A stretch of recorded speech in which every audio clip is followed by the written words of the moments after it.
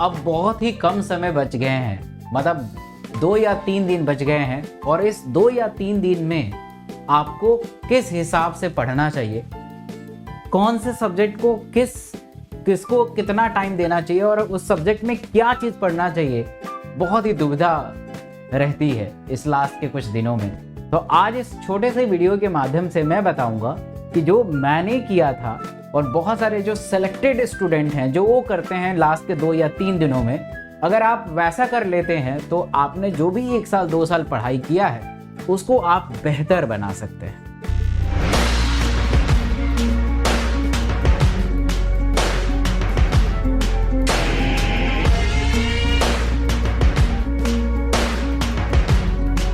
तो सबसे इंपॉर्टेंट है कि लास्ट के 2 या 3 दिन में आपको कोई भी मॉक टेस्ट में अपीयर नहीं होना है, कोई भी मॉक टेस्ट नहीं देना है।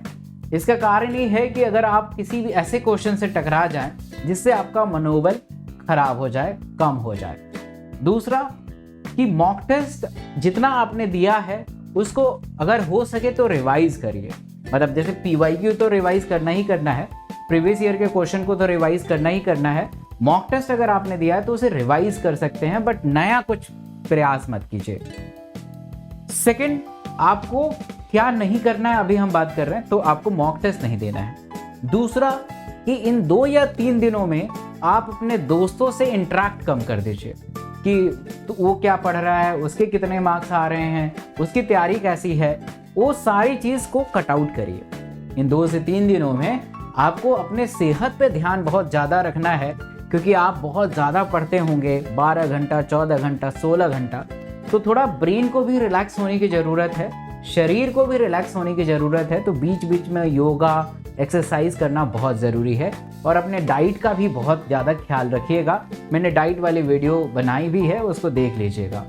चौथा चीज़ क्या नहीं करना है, एक तो मैंने बताया मॉक टेस्ट नहीं देना है, दूसरा अपने रिलेटिव फ्रेंड से बात नहीं करना है, तीसरा क्या नहीं करना है आपको इन 2 से 3 दिनों में कि आपको किसी से कंपेयर नहीं करना है कि अरे वो तो बहुत अच्छा कर रहा है ना, मेरे कम नंबर आ जाएंगे, उसके मॉक टेस्ट में इतने नंबर थे, मेरे नहीं थे, वो पीवाईक्यू सबको याद कर चुका है, मुझे नहीं याद हो रहा है। तो अगर आप बात ही नहीं करेंगे तो कंपेयर करने वाला सीन क्रिएट ही नहीं होगा।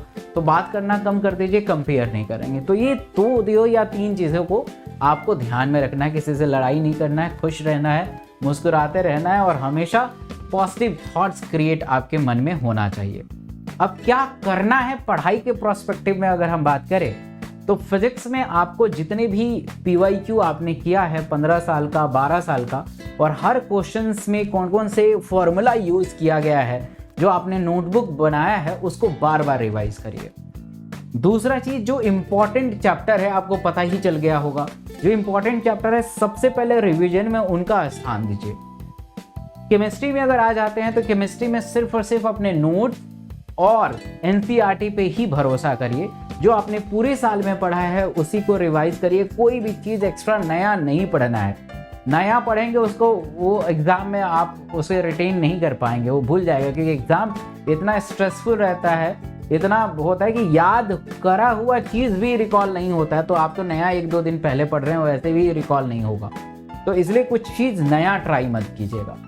तो केमिस्ट्री में आपको सिर्फ और सिर्फ एनसीईआरटी और साथ के साथ जो भी आपने पूरे साल में नोट्स बनाए हैं उस नोट्स को रिवाइज करिएगा। फिजिकल केमिस्ट्री के फॉर्मूले रिवाइज करिए, ऑर्गेनिक केमिस्ट्री के नेम रिएक्शन याद करिए। इनऑर्गेनिक केमिस्ट्री पूरा का पूरा टोटली एनसीईआरटी पे बेस्ड है, S block, B block, D block, F block, वो सारा चीज़ पढ़ सकते हैं। बायो में आ जाते हैं। बायो में आपके लिए एक बहुत ही बढ़िया इनिशिएटिव मैंने किया है कि 4 दिनों में पूरा का पूरा कंप्लीट बायोलॉजी में रिवाइज कराऊंगा अनअकैडमी पे, सुबह 9 बजे और शाम को 8 बजे। तो मेरे क्लास में आ जाइए, फ्री ऑफ कॉस्ट है, इसको आपको कोई चार्ज देने की ज़रूरत नहीं है, कोई पैसा भी नहीं लगेगा। तो अनअकैडमी पे आ सकते हैं। और बायो में आपको पता है कि वेटेज सबसे ज़्यादा क्लास 12th में अगर देखा जाए तो बायोटेक्नोलॉजी है, जेनेटिक एंड इवोल्यूशन है, रिप्रोडक्शन है, इकोलॉजी है। 11th में देखा जाए तो सेल वाला चैप्टर है, ह्यूमन फिजियोलॉजी है, स्ट्रक्चर ऑर्गेनाइजेशन है। तो ये सारे चैप्टर को सबसे पहले आप रिवीजन करिए। NCERT is very important. अगर मेरे नोट्स आपके पास हैं तो मेरे नोट से भी आप पढ़ सकते हैं। तो इस 2 या 3 दिनों में हमें पढ़ाई से ये मिला है कि आपको ज़्यादातर रिवीजन करना है। मतलब रिवीजन जो भी आपने पढ़ा है, चाहे वो अगर आपने एमसीक्यू सॉल्व किया तो एमसीक्यू को भी रिवाइज करिए। मतलब रिवीजन करना, कोई भी एमसीक्यू प्रैक्टिस नहीं करना है, बार बार रिकॉल करना है, बार बार कंटेंट को रिवाइज करना है ताकि वो कंटेंट रिटेन रहे। तो अगर ऐसा करते हैं तो बहुत फ्रूटफुल होगा और जो आपने तैयारी किया है 1-2 साल, उसको एक बहुत अच्छा पुश मिलेगा और बहुत बढ़िया आप करेंगे। तो all the very best and hopefully आप ऐसा करेंगे और आप देखेंगे आपके अंदर बदलाव आएगा। Thank you.